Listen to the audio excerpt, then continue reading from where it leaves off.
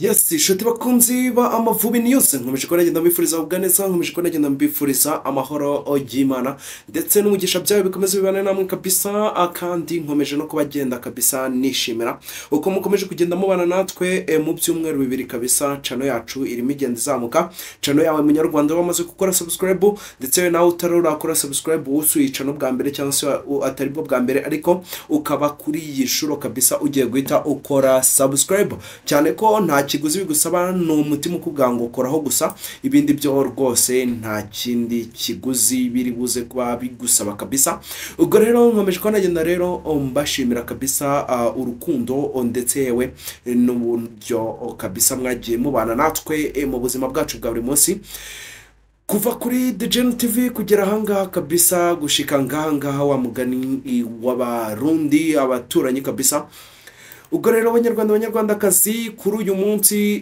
nk'ibisanzwe murabizi ko kuwa mbere cyangwa kuwa kabiri yewe no kuwa gatatu yo twakereweho gakeya murabizi ko tubagezaho amakuru abariko agenda avuga uko abakinnyi b'abanyarwanda babakina i Burayi cyangwa se mu mashampiyona birumvikana yo hanze y'u Rwanda baba barimo bagenda bitwara kabisa ubwo rero tugiye kuba twagenda tuganira uko abakinnyi bacu b'abanyarwanda abakinnyi b'Amavubi uko bitwaye kabisa muri iyi weekend kabisa ubwo uko bagiye bitwara mu mashampiyona bagenda bakinamo ibyo byose rero tugiye kuba twagenda tubiganiraho niyo mpamvu ngusaba ko niba utarakora subscribe ugomba guhita ukoraho kugira ngo ibintu ubikomeze bigende neza cyane ndakwinginze kora subscribe kugira ngo utazongera gucikwa na rimwe amakuru yose avugwa mu kipe y'igihugu Rwanda Amavubi ujye uyabonera ku gihe kandi akugereho yizewe asesenguye neza cyane ibintu bimeze neza cyane ibyo mwarabimenyeye ngo kora subscribe ubundi tuze kubana neza cyane abanyarwandakazi kora subscribe ibyo ngibyo ubwabyo biri buze gutuma nyine tuzajya tubana cyane gatanu ku kandi kabisa n'amakuru namwe agomba kugucika birumvikana mu gihe rero weekend yabanje yari yaranzwe n'ibitego ku banyarwanda abakina hanze nyine bagiye batsinda ibitego byinshi bafasha amakipe yabo ubwo rero iyi weekend yo yagenze ukundi kuko numwe gusa washoboye gutsinda igitego ariko nubwo bimeze bityo abakinnyi b'abanyarwanda bagaragaje imbaraga n'ubushake bwinshi mu makipe yabo bakinamo kabisa urugero nk'umukinnyi wita nk'abakinnyi bo hagati Mugisha Bonheur Casemiro bita Bizimana Djihad hamwe n'umusore wugarira bita Manzi Thierry bitwaye neza mu makipe yabo ya Al Ahly Tripoli kuri aba basore Djihad ndetse n'uyu musore Manzi Thierry ndetse we na Stade Tunisia yara mu gihugu cya Tunisia kabisa uyu musore Mugisha Bonheur Casemiro akinira nyamara uwo bita Rafael Yorke ntiyari mu kipe ya Z Football Club nubwo ari no ku ntebe y'abasimbura kabisa muri ikipe ya Z yatsinzwe na Al Ghwana ibitego bibiri byose ku gitego kimwe mu Misiri kabisa kimwe no bita Fiacre Ntwari utari mu kipe utari mu bakinnyi biyambajwe ku mukino Kaizer Chiefs yari ifite kabisa ubwo batsindaga Mamelodi Sundowns ibitego bibiri ku gitego kimwe muri kimwe cya kabiri kirushanwa rya Nedbank Cup kabisa mu gihugu cya Afrika y'Epfo reka tureke kubavumbisha izo twabengeye maze duhita twinjira kabisa duhereye kabisa mu gihugu cya Libya ho twari dusa n'ubundi nk'abahanyuze uwo bita Bizimana Djihad na Manzi Thierry bakomeje kwitwara neza mu kipe Al Ahly Tripoli batsinze Abel Leshar igitego kimwe ku busa kuwa gatanu muri ikipe rero ya Al Ahly Tripoli aba basore bose barakinye kabisa ikipe kabiyoboye shampiyona n'amanota 40 mu mikino 16 tunyarukira mu gihugu cya Tunisia kabisa Mugisha Bonheur Casemiro yakinnye umukino we wa 26 wikurikiranya muri kipe ya Stade Tunisia nyuma yo kwageze kabisa yahise abatitrere ubwo rero banganyagamo n'ikipe yitwa CS Sfaxia igitego kimwe kuri kimwe uyu musore Mugisha Bonheur Casemiro amaze gukina imikino 24 yuzuye muri shampiyona aho yatsinzemo ibitego 4 kandi n'ubundi aho ngaho muri Tunisia ubita Ishimwe Aniseti wahoze akina ikipe ya APR Football Club nawe yatangiye mu kibuga mu kipe ya Olympique de Beja yatsinzwemo rero n'ikipe yitwa Soliman igitego kimwe ku busa bikayishyira rero ku mwanya wa 10. Urumva ntibimeze neza cyane kabisa. Muri Afrika y'Epfo naho twadusa nk'abahanyuze. Muri Afrika y'Epfo uwo bita Ntwari Fiacre ntiyari mu bakinnyi ba Kaizer Chiefs batsinze Mamelodi Sundowns ibitego bibiri ku gitego kimwe. Uyu musore rero ikipe ya Kaizer Chiefs ikaba izakina na Orlando Pirates ku tariki 10 kabisa z'ukwezi kwa gatanu kabisa, ku tariki 10 z'ukwezi kwa gatanu mu mukino wa nyuma wa Nedbank Cup, kuko nyine hano bari muri kimwe cya kabiri. Ubwo rero ikipe ya Kaizer Chiefs yasikatisha tike kujya gukina finale y'iki gikombe bita Nedbank, igikombe gikomeye cyane kabisa mu gihugu cya Afrika y'Epfo, akaba aricyo gikombe cy'igihugu. Mu Misiri uwo bita Rafael Yorken yari mu bakinnyi ba Z Football Club batsinzwe na El Guona ibitego bibiri ku gitego kimwe. Yorken rero nta mukino numwe arakina kuva yagera muri ikipe ya Z kabisa, kuva yahagera muri Gashyantare kabisa. Ntago byoroshye kabisa kuri uyu musore Rafael Yorke, urumva ntibimeze neza cyane. Tunyarukira mu gihugu cy'Ubwongereza kabisa, umusore bita Kamari Doyle uri mu bakinnyi ba Crawley Town yinjiye mu kibuga ku minota 61 ubwo batsindwaga n'ikipe yitwa Leyton Orient ibitego bitatu ku gitego kimwe muri League 1 cyangwa se muri championnat cyiciro cya kabiri ari mu gihugu Ubwongereza kabisa. Mu gihugu kandi cy'Ububirigi tunyarukirayo umusore bita Kim Sahabo yakinye iminota 90 yose ubwo ikipe ya Belchute yatsindwaga na Courtridge ibitego bitatu byose ku bitego bibiri. Belchute rero yamaze kumanuka mu cyiciro cya kabiri. Sahabo rero wigeze no kuvugwa, uyu musore Sahabo wigeze no kuvugwa ko yifuzwa n'ikipe ya Leicester City yara mu Bwongereza. Rero uyu musore ashobora kuba yasohoka muri ikipe ya Belchute nyuma iyi champion ikirangira, nyuma yuko nyine birumvikana izaba imanutse. Uyu musore ntiyakwemera kuyimanukamo birumvikana. Mu cyiciro cya kane n'ubundi ngaho mu gihugu cy'Ububirigi rutayizamu Grene Habimana kabisa, umusore unameze neza cyane no mu minsi yashize kabisa, watangaje amagambo menshi akomeza kabisa, yatangaje byinshi cyane, yatangaje amagambo menshi akomeza abanyarwanda ubwo twari turi mu minsi 7 yo kwibuka abazize genocide yakorewe abatutsi mu 1994. Uyu musore rero Grene Habimana akaba yarakomeje abanyarwanda. Uyu musore rero ibyo rero nyuma muri iki cyumweru kabisa, muri iki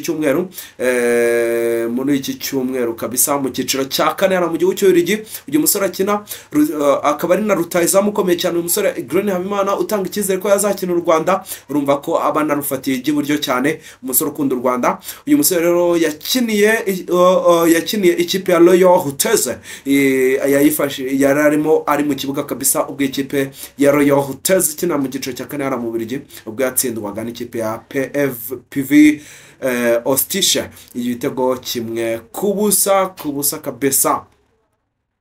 Tunyarukira mu gihugu cy'Ubufaransa umusore bita Joel Mugisha Mvuka. Uyu musore yakinnye iminota 56 mu kipe ya FC Lorient, yatsinzwe yaje kuba itsinda ikipe yitwa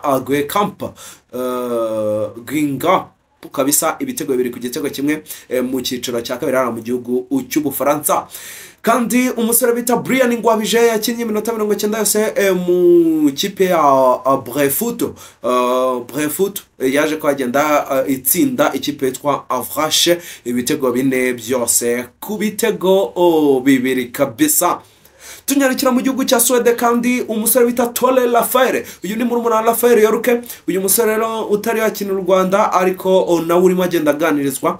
Uyu musore rero Tole Rafael yakinnye iminota 32 mu ikipe ya Team TG yatsinze Orlando ibitego bibiri byose ku gitego kimwe. ubwo rero uyu musore urumva ko nawe ni umusore mwiza cyane umeze neza cyane utanga akazoza ushobora kuzafasha byinshi u Rwanda. Mu gihugu cya Denmark tunyarukira mu gihugu cya Denmark umusore bita Sanders Ngabo yakinnye iminota 57 anatanga umupira wavuyemo igitego cya mbere mu mukino wa ikipe ye ya AS Honsenze yaje kwagenda itsindwamo n'ikipe yitwa Fredericia ibitego bitanu byose ku gitego kimwe kabisa. Birumvikana rero aba bakinyi kabisa iyi kipe ye ntago yari imeze neza cyane, yari iminyagirwa ku buryo bukomeye cyane. Tunyarukira kandi mu gihugu cya Norvege kabisa, mu gihugu cya Norvege Clement Twizerback umuzamu w'ikipe y'igihugu Rwanda Amavubi kabisa. Uyu musore yari muzamu ry'ikipe ye ya Kisa yatsinze Nordstrand kuri penalty 7-5 igahita rero ikomeza mu cyiciro cya kabiri cy'igikombe cya Norvege.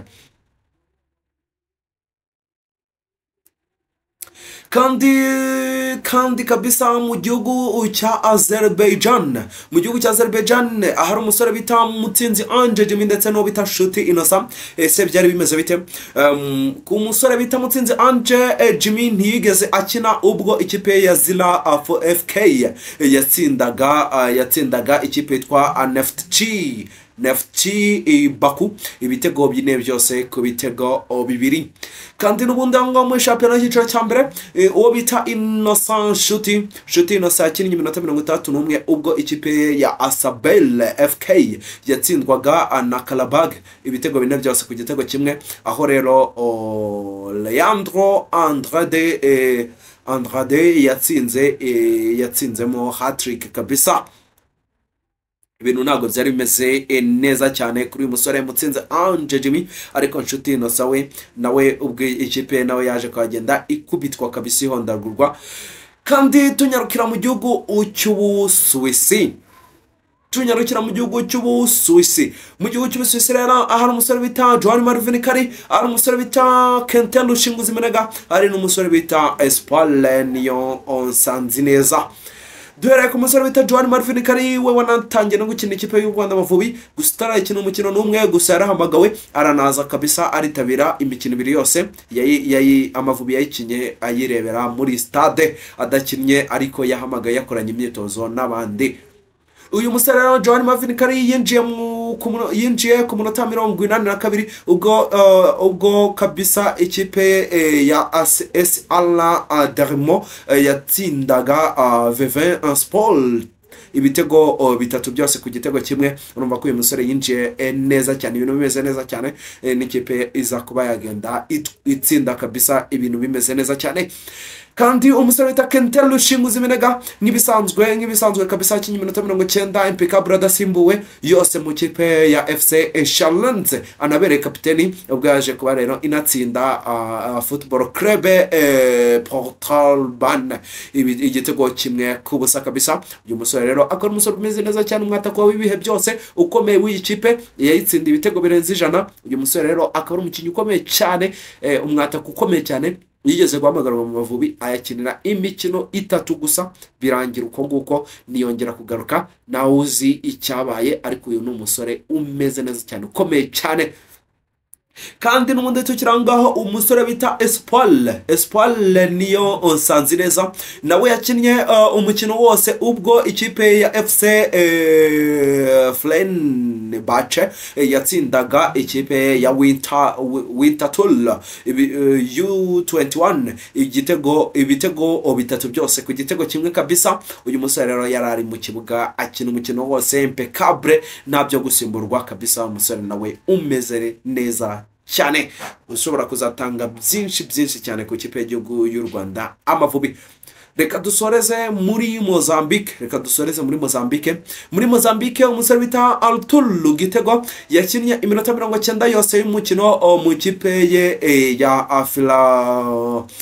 Ferroviario de Beira yatsinze rero ikipe ya SD Sofala kuri penalty 3-1 mu gikombe cya Mozambique kabisa. urumva ko igitego turameze neza cyane naho yanagereyeyo. Uyu musore rero yamaze no kuba yagenda kabisa atwara igikombe cye cya mbere kabisa. Uyu musore yaje kuba yanatwara igikombe cye cya mbere aho hagereye. Uyu ni umusore umeze neza cyane rero, ariko wari umaze gusa nk'utangiye gutakaza icyizere nyuma y'uko ageze hara muri Kenya akabica bigacika akaba top scorer, ariko shampiyona ikurikiyeho umutoza yahinduka, umusore bikamuviramo kujya yirira agatebe kabisa. Uyu musore rero ubu ngubu aho yahinduriye ikipe akajya muri Mozambique akava muri Kenya, ubu ngubu ibintu bimeze neza, ari gukina ibintu bimeze neza cyane. Ni ibintu byo kwishimira rero ku Rwanda ubu ngubu rufite rutahizamu umeze neza cyane, uri gukina ibintu bimeze neza cyane. Ubwo rero abanyarwandakazi ndabakunda cyane, Imana ikomeze barinde kandi ibiteho. Ubwo rero tuze kubonana mu bindi biganiro biri imbere. Niba utarakora subscribe uhita ukoraho kuri channel yawe kugira ngo ujye ukomeza ubone amakuru menshi cyane kandi meza akugeraho ku byo bwizewe avuga mu ikipe y'u Rwanda Amavubi. Ni ahangaha niho honyine kabisa yasanga nibwo budasa bwacu, tukubwira amakuru avuga mu ikipe y'u Rwanda Amavubi. Abakinnyi b'Abanyarwanda b'abakinnyi Burayi baravukiyeyo barimo bagenda batekerezwaho kugira ngo baze ko batanga imbaraga zabo mu ikipe y'u Rwanda Amavubi. Ubwo rero kora subscribe ubundi tuze kubana mu bindi biganiro biri imbere. Ndabakunda cyane, Imana ikomeze barinde kandi ibiteho. Kora subscribe, like, muri comment utubwire uko ibintu byumva, uko abakinnyi noneho uri kubona bari kwitwara. Ubwo rero tuze kubana mu bindi biganiro biri imbere. Ciao ciao.